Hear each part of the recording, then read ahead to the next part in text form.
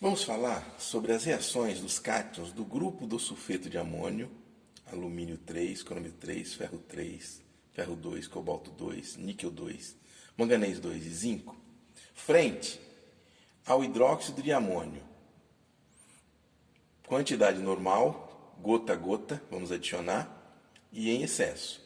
Quando nós adicionarmos gota a gota, nós vamos observar em todos os casos a formação de um precipitado, que, na sequência, adicionando o excesso, poderá ocorrer ou não a dissolução desse precipitado.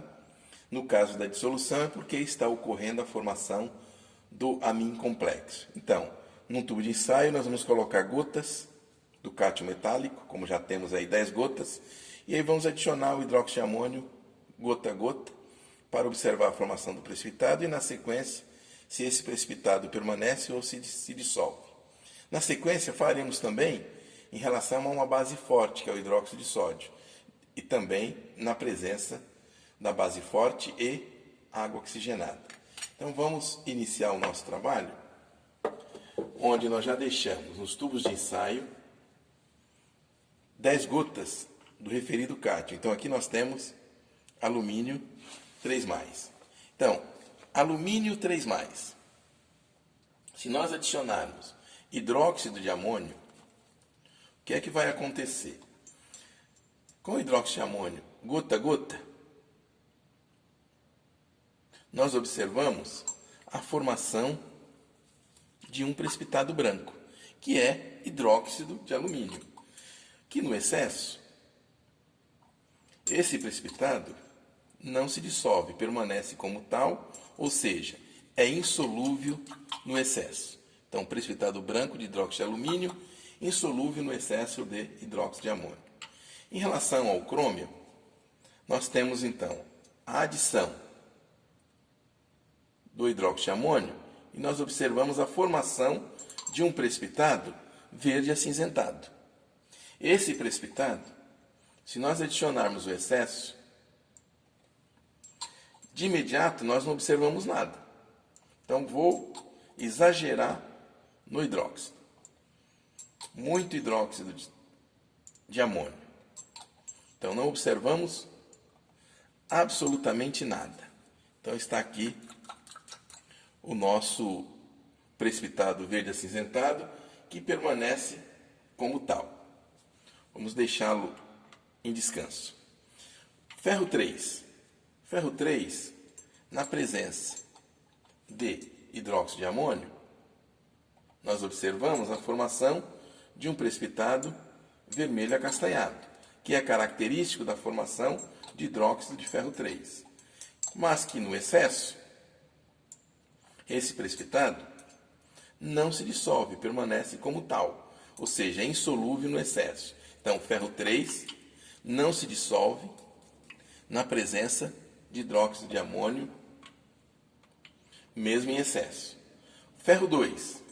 Quando nós adicionamos hidróxido de amônio sobre ferro 2, nós observamos a formação de um precipitado verde, a gente chama de verde musgo, tá certo? Que com o passar do tempo, ele começa a ficar cada vez mais escurecido, vai se tornando um verde mais intenso. E nós observamos o seguinte, deixando isso parado, nós vamos observar aqui na parte de cima a formação de um sólido acastanhado, ou seja, devido à presença de oxigênio do ar, começa a oxidar ferro 2 a ferro 3, já dá para a gente perceber. Então vai formar um vermelho acastanhado, característico desse processo oxidativo de ferro 2 a ferro 3. Vamos fazer a mesma coisa para manganês. Com manganês, gotas, nós observamos a formação de um precipitado branco, que também, com o passar do tempo, escurece, porque ele é convertido a manganês 4. Então vai ser transformado de MnOH2 a MnOH2. Ou seja, teremos então, da mesma forma, um processo oxidativo de manganês 2 a manganês 4. No caso do cobalto, o que é que nós observamos? Observamos ao cair o hidróxido, a formação de um precipitado, que é azulado, devido à formação do sal básico de cobalto. Como nós estamos trabalhando com nitrato de cobalto, então nós temos um CO, OHNO3. Então, nitrato básico de cobalto. Mas que, no excesso do hidróxido de amônio, o que acontece? Esse precipitado começa a ser dissolvido e ele começa a ser convertido a uma solução límpida, transparente, que é um amarelo, que eu chamo de amarelo sujo, ou então um acastanhado. Tá certo? Então nós temos aqui já a formação do complexo, que é hexamin cobalto 2. Então nós temos aqui o complexo formado de hexamin cobalto 2. Da mesma forma, se nós pegarmos o níquel com gotas de hidróxido de amônio, nós observamos a formação de um precipitado verde, maçã. Então, um precipitado verde, veja que nós temos a turbação no tubo de ensaio. E aí, se nós adicionarmos o excesso, nós vamos observar que esse precipitado é dissolvido e ele é convertido a uma solução límpida, transparente, azul violácea, que é correspondente à formação do hexamin níquel 2. Então, com o fundo branco dá para perceber esse azul violáceo.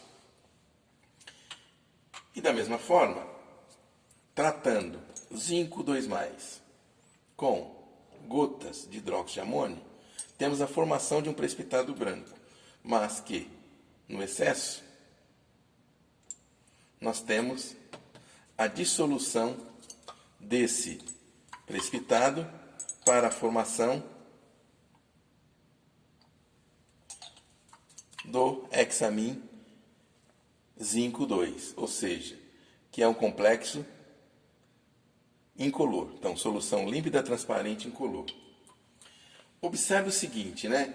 Se nós adicionarmos ácido a esses produtos de reação, nós vamos voltar ao que era antes. Então, vou começar pelo zinco. Então, se eu adicionar gota de ácido,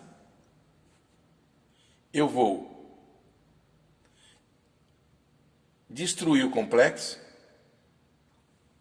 e vou voltar a ter uma solução de zinco 2+. Da mesma forma, se nós adicionarmos sobre níquel, que é o complexo, ou hexamin níquel 2, nós teremos a destruição e o retorno à solução de níquel 2+, o aquo complexo, que é verde. Se fizermos a mesma coisa para o cobalto, nós também destruiremos esse complexo, retornaremos ao cobalto 2. No caso do cobalto, eu já tenho uma dificuldade maior para retornar cobalto 2. Por quê? Porque eu tenho a formação com o oxigênio do ar do hexamin cobalto 3. Então, um processo oxidativo que o oxigênio do ar oxida cobalto 2 a cobalto 3. E o complexo que era de cobalto 2 vai sendo convertido a um hexamin cobalto 3. Mas a gente consegue, adicionando ácido, não estou adicionando ácido clorídrico, a gente retorna à condição inicial, tá certo? Que é a solução rósea correspondente a cobalto 2. No caso do manganês, adicionando o ácido clorídrico, da mesma forma, eu consigo retornar à condição inicial. Então, vou dissolver e vou, então, fazer o retorno para chegar até manganês 2. Só que agora, veja que eu tinha manganês 4. Então, eu preciso de um tempo para que ocorra a dissolução e a redução desse manganês 2, desse manganês 4 manganês 2. Mas ele dissolve completamente. No caso do ferro, nós estamos com ferro 2, também da mesma forma, vamos dissolver completamente o precipitado. E nesse caso, como nós já tivemos uma significativa oxidação de ferro 2 a ferro 3, veja que a nossa solução fica amarela ou alaranjada devido à presença de ferro 3. E da mesma forma, se ferro 2 dissolve, claro que ferro 3 também vai dissolver e nós vamos ter o retorno para a solução alaranjada de ferro 3. Queria chamar a atenção de vocês. Observe que a cinética de formação do complexo de crômio é muito lenta. Então, com o passar do tempo, a gente já vai observando uma solução violácea. Isso aqui é devido à formação do complexo de hexamin crômio 3, tá certo? Mas da mesma forma, então o crômio, com o passar do tempo, ele vai sendo complexado. Mas se eu também adicionar agora o ácido clorídrico, tá? Nós vamos retornar à condição inicial, que é a solução de crômio 3. Tá certo? Então, com uma pequena dificuldade para a dissolução, mas a gente retorna exatamente a solução de partida. E é claro que o alumínio também teremos o retorno do alumínio que está na forma de hidróxido, alumínio 3+, na forma do ácido complexo. Tá? Então, todas as dissoluções que ocorreram com ácido clorídrico, tá? Nós vamos retornar à condição inicial, formando ou não o respectivo complexo. Então, está aqui alumínio 3+.